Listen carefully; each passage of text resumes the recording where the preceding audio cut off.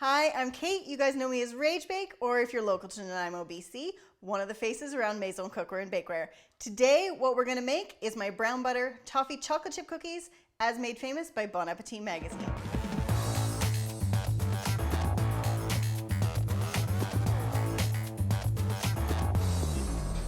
Now that you guys know that I'm me and you're you, let's start with step one. We're gonna be browning a cup of butter over about medium heat, because you don't want it to go too fast, too quick, and you're just gonna end up burning your butter, which we don't want.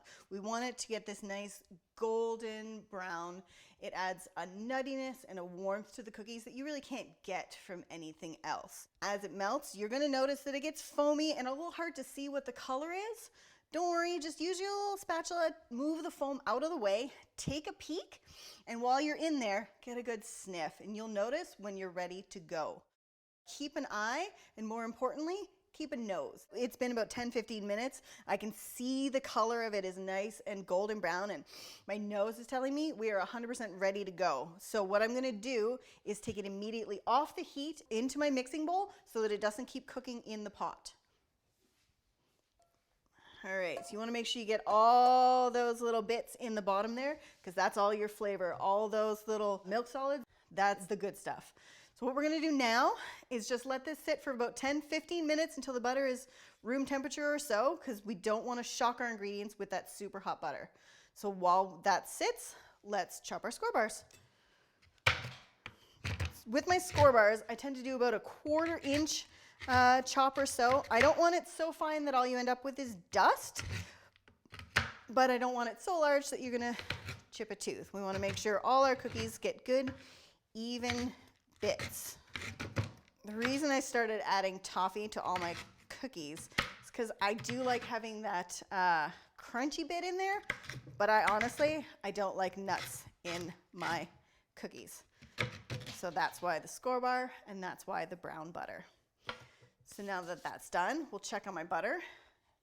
We're good. 10-15 minutes is really all it needs. So once we're good, I'm gonna set this to level 1, and we're gonna start adding in the rest of our stuff. Our brown sugar to start, and then my white sugar. Give that a sec to mix in. And I'll toss in my vanilla. My eggs I do one at a time so that it gets nice and incorporated between. Most people crack on the counter to avoid eggshells. I like to live dangerously and go right on the edge of the bowl. You do whatever works for you. That's one. Let it mix. And that's 2.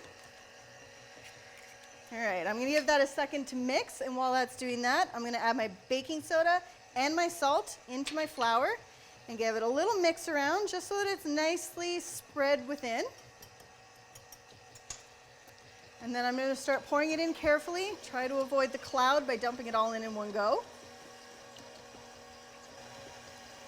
I do tend to go in stages because I have been known to cover my kitchen in flour and I don't enjoy cleaning it up.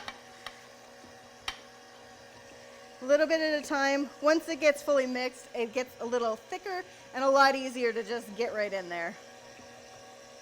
Now that that's all mixed in, what I'm gonna do is give it a little poke with the spatula to make sure that all those flour gets mixed into the bottom. The last thing you wanna do is find it all stuck to the bottom of the bowl when you go to scoop. And then I can add in my chocolate. I tend to use a 64% dark chocolate. Nice big wafers, because they don't melt away to nothing like a chip does in your cookies. So you end up with these nice big pools of chocolate in your cookies, which you are going to love.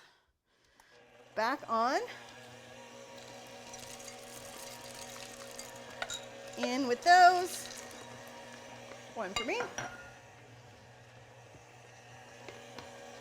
And in with the score bars.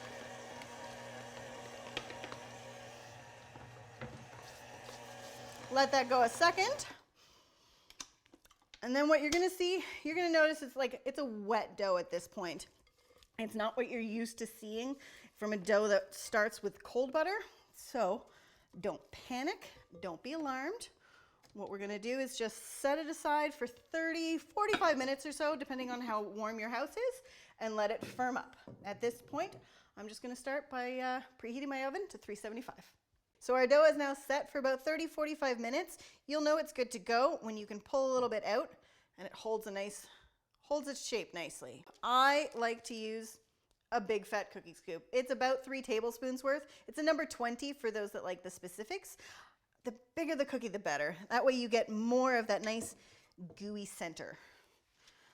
I'm only gonna manage to get about 4 onto this tray because they're really gonna spread in the oven and I don't want them turning into one super huge cookie.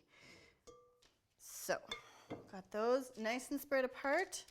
And now I'm gonna top them with my favorite ingredient, Maldon sea salt, which is a big flaky salt, which really does help to round out the sweetness in your cookie, while also adding a tiny bit of texture with every big flake that you get on there. So, healthy pinch, don't be shy. I know it seems a little scary to put salt on a cookie, but trust me, you will thank me later. All right, and from here into our 375-degree oven for 9 to 11 minutes.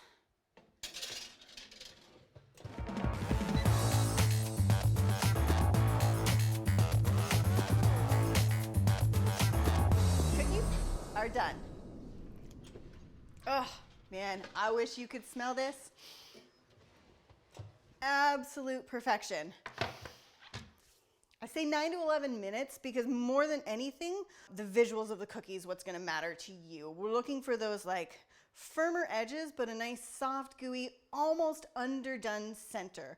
You might think it's raw, I can't pull it, but trust me, the hardest part right now is that we can't actually touch them. Much as I wanna dive in, I can't.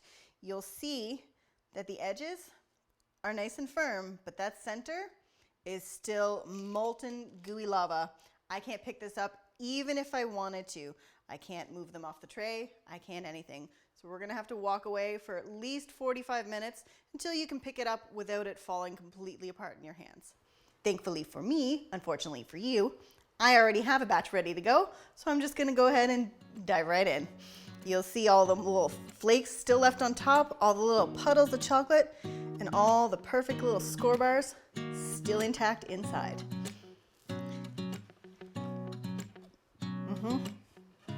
The perfect bite. Chocolate, salt, toffee. And that is why cookies need more salt. For more, visit me at ragebake.com or come see us in the store at Maison Cookware and Bakeware.